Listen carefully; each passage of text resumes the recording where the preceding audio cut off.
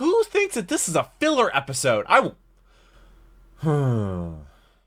Generic intro into Dakuizm here, back with another episode of Overanalyzing Avatar. Today we have the Tales of Ba Sing Se, which is the episode that everybody remembers for Iroh in talking about his son, which changed the course of his life because it was like he was a general in the Fire Nation army and he lost his son and everything kind of changed at that point in his life. So it's going to be a super sad episode. I absolutely love this episode though because I love origin stories that explain people how they are, and Iroh being my favorite character, hearing about what's made him the person, like my favorite character, hearing about what made him that way is just super interesting to me. You want to check my reaction to last week's video, which was City of Walls and Secrets. I'll leave it right up there. Also, link down below in the description. Also going to be placed on my channel with all of my other Overanalyzing Avatar reactions going in chronological order. And shout out to the patrons because they get all the videos a day early. Labaton have a paywall on the channel. Literally $3 a month gets you all of my reaction videos a day early. Right now I'm doing 17 videos a week, and 3 of them include my best friend Kirby. The one that's going live today should be, I think it's going to be a Fitz video, and then next Thursday I'll probably Murder Joan, just with how our recording schedule and her work schedule and everything lines up. So that's what we're going to be doing, and then after that I'm sure there's going to be more videos that's going to come out that we're going to have to react to. Probably going to be a Hell of a Boss or something like that. I'm not really sure. I read some comments, leave some down below. Kim Dog always leaves a really good comment. But let's go ahead and jump into the Tales of the Ba Sing Se. Alright. It's going to be a super sad episode. Also, if anything's ever blurred, it's because of YouTube's copyright system. These videos take probably 10 times longer than any other video on my entire channel to do. Be just a day in the life. It starts with the mundanity of the gang getting ready for the day. Sets the tone properly, just like Judy did in the last episode. Nope, don't like you. Also, her name is spelled weird. I read that in the comments. I'm pissed off that this information is somewhere in the neurons and the synapses of my brain, so you have to know it too. Toph's toes look longer here than they do in the episode of The Library. God have mercy on your soul. What? That doesn't really matter. Could just be angle. It's not that. But yeah, the feet. Yep. So this raises an odd question. With how Toph makes herself look here and the theremin music and everything, do you think this world has legends or even sightings of aliens? That's obviously what Toph's going for here, so an alien? That's gotta be the explanation, right? Alright, this is pretty dope. It's nice to see the common everyday uses for bending. It's not just a combat art, like the homage delivery system or the trains for Ba Sing Se. The world is different from ours, so things, it's not just combat, chilling in a sauna, should be different. Well, that wasn't so bad. I'm not usually into that stuff, but I actually feel girly. I need a spa day. This is a really weird line, considering less than an episode ago you were all dolled up like this, Toph. I'd say you were more put together then than now. Wow, great makeup. Thanks. For a clown. Toph should have been able to tell this girl was lying, right? Even before she called her a clown? Because she can. Well, maybe she's walking. Walking in a group of people or something. Probably. This is the most infuriating voice acting ever. Whoever voiced this, give them a raise. It's like dripping with vapid bitch energy. That's a rare talent. I don't know. No. Okay, yeah, that actually was pretty good. Like your poodle monkey. The animation on Toph here would make you think she fake laughs 3 times, but she only does 2 fake laughs and then inhales. Oh wow, yeah. Going for a swim. Yeah, I think that's a proper response. I think that's bang on. Toph is good at that, doling out exact justice. Do I think Katara took a little bit too far? Yeah. What did the Katara do? Who knows how hurt these girls got? Oh yeah. Oh well, not hope they can swim. About that. Back to the sweet bonding moment. One of the good also, that'd be assault. Blind is that I don't have to waste my time worrying about appearances. I don't That's care true. what I look like. I'm not looking for anyone's approval. I don't even remember this part of the episode. I literally just remember Iroh. Doesn't Iroh sing or something? We ever get to see her show some weakness. She could have easily fallen into the trap of just being the character that's a badass and loudmouth and always quipping and kicking ass. But they give her moments like this because she's a real character. Toph is such a well-built character. Behind the bravado sometimes, just like everyone is. And they really could have left that out, but I'm glad they didn't. And I know it doesn't matter, but you're really pretty. I am? Yeah. You are. Similarly great from Katara too. Less meaning behind it because of course Katara would say this, but it still feels good that she does. Yeah. And Katara have had a somewhat rocky relationship up to this point, so taking the time to have them have a good time and get along in this anthology episode was super smart. I am? Yeah, you are. Just walks off. And I love this the most. Toph gets a little rattled, Katara reassures her, and instantly she's just like, oh, back to normal. Oh, all right. And she's good to go. That might feel flippy-floppy on some other character, but they've shown Toph to demonstrate all of the traits that Katara just listed, so it feels right. The Tale of Iroh. Apparently there's actually 3 stories in there. I think there's one about Momo. Okay, here we go. Here's the one. The moonflower likes partial shade. Makes sense that Iroh would have some knowledge of plants and botany, considering his tea lover status. Yeah. Man, bending sports seems like the coolest, most expressive idea ever. Like, you can do so much with it. It's as limitless as the fighting styles. Too bad we never get to see anything else from it. Do we at some point? That's a big man.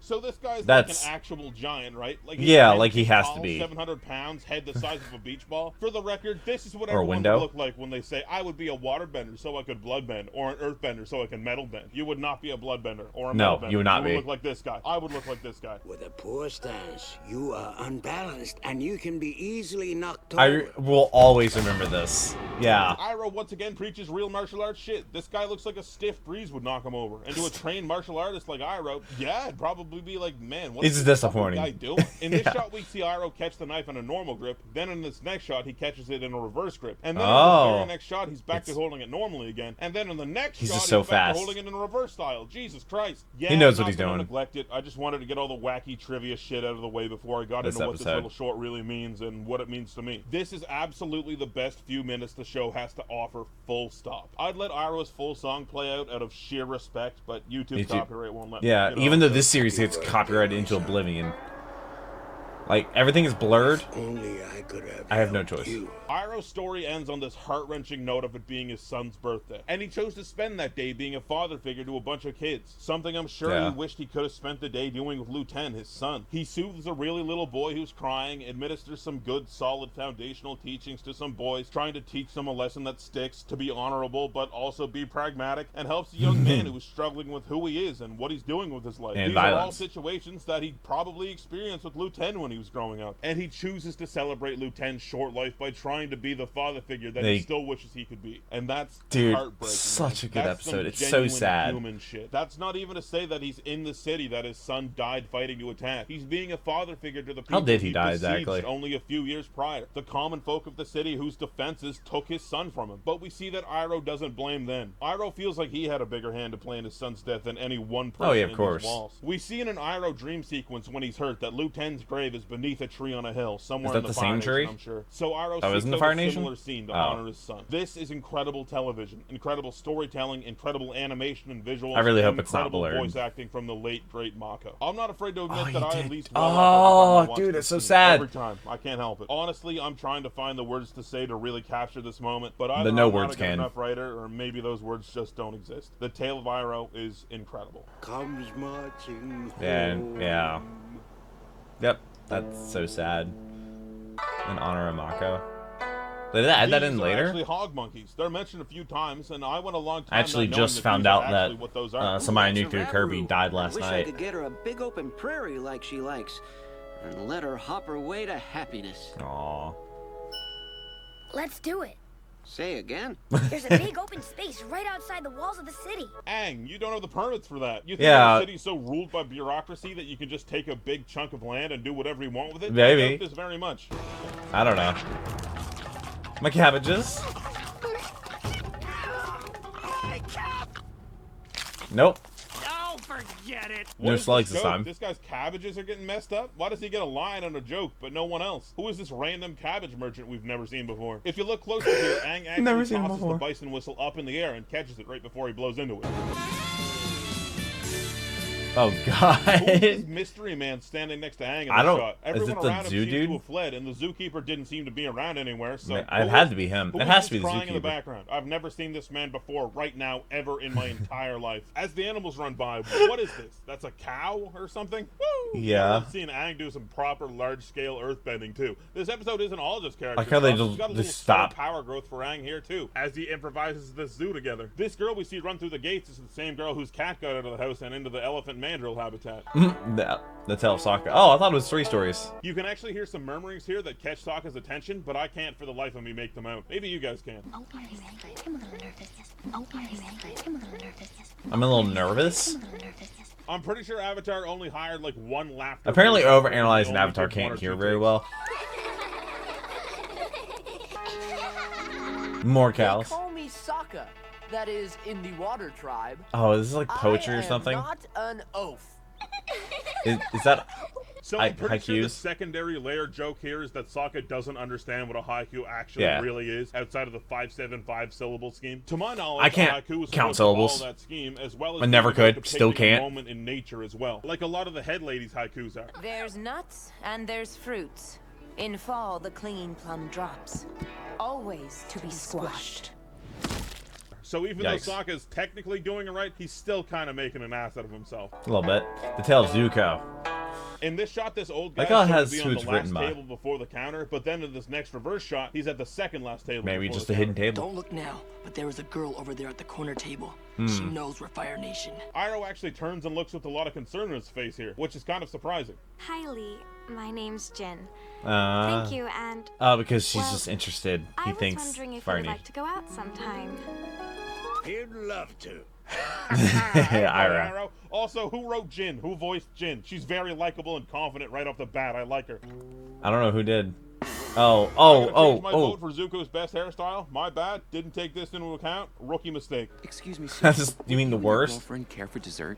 She is not my girlfriend! Zuko's lip movements don't follow through as this shot transitions, but I Yeah, also no, love how this why does his waiter head guy look just like kinda that? walks off like, I don't get paid enough to get yelled at by kids. And why was Yeah. this dude even asking about dessert? Jin's still absolutely murdering some noodles as we speak. Just trying to sell dessert. Yes, I juggled. I've always wanted to learn how to juggle. Can you show me something? Who It just looks grabbed like things? Jin is handing Zuko at least 5 distinct items, but when she hands them to him and he throws them It's up, like there's 4. only 3. We're back. Oh, 3. We're back to full moons, by the way, guys. Oh, Don't yeah, worry. moon It didn't continuity. take It's long. gone. I can't believe it. What is the You're obsession with lit. full moons? Oh, hey. Close your eyes and don't peek. Zuko, this is the dumbest shit in the entire world. You got after Iroh for fire Yeah, bending, exactly. but you're out here lighting In 20 public. candles in record time. What if a single person just happened to look out their window right now? Exactly, That brings up an doomed. idea, though. What if people saw Zuko do this? People actually might have, but would they risk telling the police or the dive? Then they And would if just don't know go about to the war, lake. They would just They think, would just go to the "Huh, lake. firebender, pretty cool." I'm not and going for the carry lake. on. So I think, despite Zuko not knowing it, this was less of a risk than people think it was. Don't get me wrong, it's still dumb as hell. Now it's your turn to close your eyes. Yeah, do that. Aww. Zuko really just kissed a girl from the opposing side of the war. He's had a lot of mental walls broken down. First on a personal level with Song, then on a familial level with Lee, and now on a romantic Lee. level with Jin. But Funny. in between all these walls breaking, we still see Zuko doing shady shit and being angry. That's why this character arc feels Zuko so is well just always executed. angry. Zuko's viewpoints are challenged and changed regularly, but that doesn't change who he is until they all stack up and he has a breakthrough. This is a big one though. A kiss with a random Earth Kingdom girl? That's a big step for a boy who used to laugh over the idea of the city he's standing in being burned to the ground. yeah. That being said, fuck, you had it, Zuko. You blew it. How was your night? Who's gonna put out the candles? This door has a crack in it before it opens. Does that it magically break? gets mended when Zuko slams it shut. Whoa. It was nice. That feels Aww. good, and it feels Yeah. good. The tale of Momo.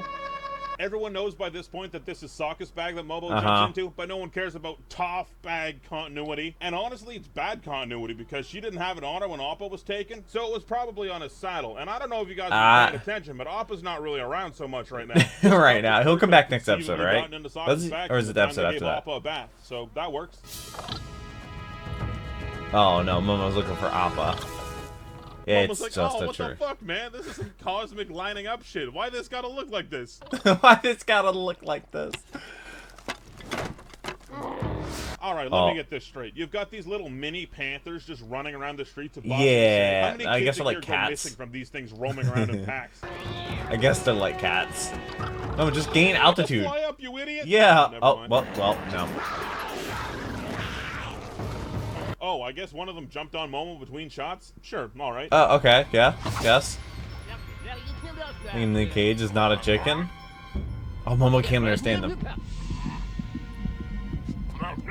Ported chicken, very Momo rare. has opposable thumbs and understands locking mechanisms. I think Momo might just be really smart, but he doesn't speak English. I hope that these cats turn out to be the absolute homies. They see that Momo's friends with Appa, and they're like, "Oh, hold up, we got you." Very sad note to end on, but very, very smart to end That they're on a getting story close beat to, after an anthology episode. I think. Lets us know Anthology, that this is that what isn't it's turning called? into some slice of life show. We've still got stuff to do, and that stuff is find Appa. What do you want me to say? This episode's awesome. A lot of yeah, people list love it it. as the best in the series, but I wouldn't. Ah, go that far. no, Most of those I would not people say are it's really best just in the talking series. The Tale of Iroh when they say that. And It's I do definitely agree that top that is the 5. best 3 or 4 minutes this show has to offer, but that on its own doesn't make this the best episode, to me at least. The rest of the tales are somewhere between good and fine. Toph and Katara share a nice moment, and so do Zuko and Jin. Yeah. Aang and Sokka don't really get a whole lot to do, Sokka especially, but their Aang's stories part are was still kind fun of at the useless a very little least. bit. And Momo's at the end to keep the story So was rolling. Sokka's. I do really love this episode, because I love these characters. It starts with them getting ready for the day, and it's just a day in the life. And that really And then helps Iroh. you feel like they're real people. Like I always say, just having an episode where they can breathe and be themselves, that's really cool. Sometimes they're gonna have quieter days and just chill out. It's Yeah, not they're gonna not be world-deciding 100% 24/7. People are just people. I think that's cool, and it helps flesh them out. Would I call this a filler episode? I think if you really get Avatar, you wouldn't be asking No. that question. Patron shoutouts. Who If you wanna thinks be that 2 this is a episodes filler ahead of YouTube episode? releases, you can support me on Patreon for just a few bucks. Link, as always, is in the description below the video. Oh, God, Biggest here we shoutouts go. of all to my top patrons: Cognomancer, who looks like a Greek god had a baby with Miss Universe; Emilio Muffin, who has won a dance competition in every known form of dance, and a few unknown ones as well; Fred Sullivan, who is as tall as Redwood and as strong as Cedar; Keegan Scott, world champion slam haiku writer; Skylo, slayer of Rotundra, the obese ice giant; and Zoopy, who I'm pretty sure is told of in prophecy. I'm just not sure which one yet. Other Prophecy? shoutouts go to my other top patrons: Be My Oh my Valentine, God. Dingo Dingo, Yeah, Bob apparently Jeff, the Coconut, drill episode Derek blew up his Cornwell, channel, DJ Jax, Dude, so- Mitchell Wade, Eleanor Rose, Glintlock, I think this is the episode that we'll Nicholas see Abbott, all Mark these Glass, patrons. the most super of snippers, and Tiago Nascimento. Oh my God. Next up is Appa's Lost Days, and fuck, just let me be happy. Let me be happy. No, not allowed. But I think, does Appa come back next episode? Is that the end of next episode, or is it? God, that episode is just crazy because it's always like how close like all the stories like intersect, but they never actually see each other. It's like, oh, just like turn to the right one time and you'll see them. But this episode was so good. So sad. I literally only remember this episode for Iroh, but yeah, that's how powerful the Iroh scene was. That the Iroh singing, just everything about it. Did they add in the in honor of Mako, which is the voice actor for Iroh who passed away later on, I believe. Yeah, wow, that's when did he pass away? Did they change voice actors like for book 3 or something? I'm not sure when he passed away, or was that in the original and I just did not know about it. I have no idea. I look forward to the next episode, though, because it's going to be Appa's Lost Days. Check out some of the other videos on the channel, like 30 minutes from now should be, or actually, it's going to be the new Fitz upload. Fitz actually uploaded a video. I showed it to Kirby. It was both our first time watching it. And then an hour after that should be Alpha Rad's newest, I think, Pokemon video, which I need to record right now. Patrons got them a day early. I hope you have a wonderful rest today. Hopefully I made it 10 a little better. I'll be reading every single comment. But until next video, take care and keep the music.